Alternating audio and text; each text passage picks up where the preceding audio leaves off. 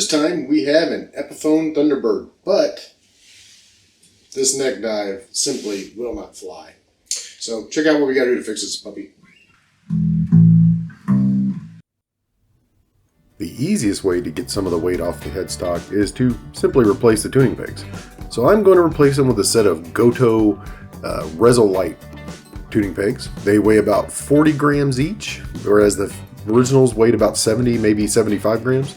So a net loss of say 3 to 4 ounces, approximately 120 grams by replacing all four.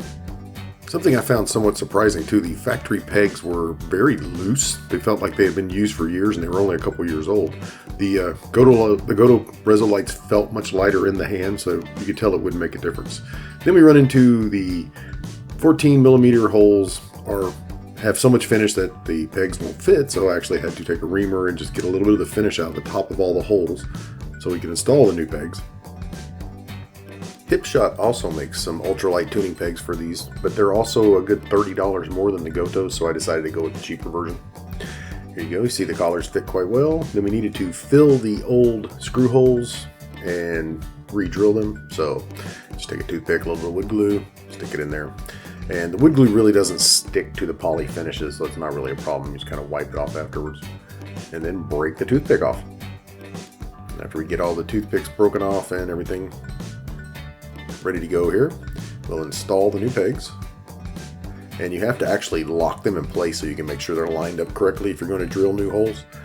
And a lot of times from the factory, I hate to admit it, they'll even come crooked, so sometimes this is necessary on a brand new guitar, which is really kind of sad. But taking a straight edge, a drill new holes, and then we're going to install the screws. And we'll go see how much better this thing balances.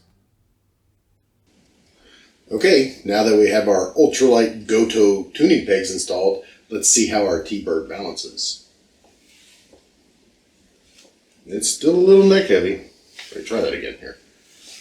Yeah. Okay, let's go ahead and get the control cavity cover off and see how much space we have to work with here. So there's plenty of extra space in there. So I went and got some wheel weights from Harbor Freight. They're not very expensive, about $5. And they're self-adhesive on the back with a double-sided tape that's actually pretty sticky to help keep them attached to a wheel, which gets very hot and also have to deal with the elements. Each of the weights weigh about 1/4 ounce apiece, or 7 grams. So it takes 4 of them to equal an ounce.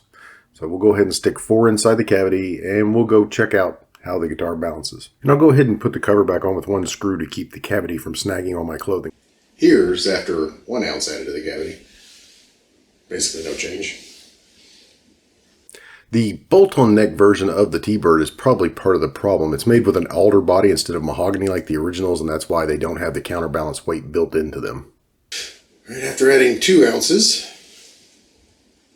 well, not quite as bad it looks like.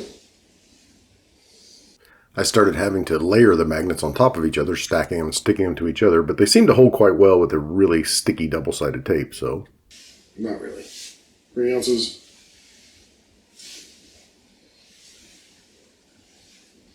Still not enough to counterbalance the neck. At 4 ounces, we achieved parity. Basically, the guitar weighs no more than it did when it was new because of the weight from the pegs being removed.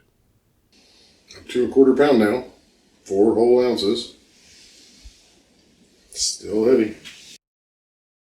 So at this point, I decided to go ahead and jump ahead a little bit and went ahead and installed 2 more ounces, bringing it up to 6 total, because I could tell that it was just going to require a little more weight than an ounce at a time.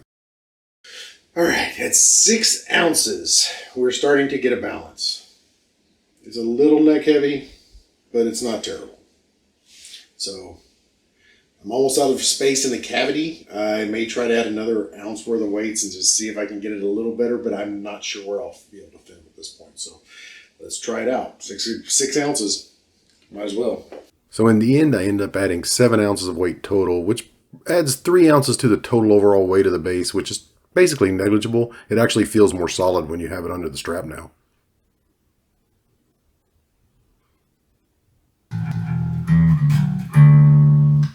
Well, there you go. The Epiphone Thunderbird. Much better balance now with a little bit of weight added to the tail and taken off the neck.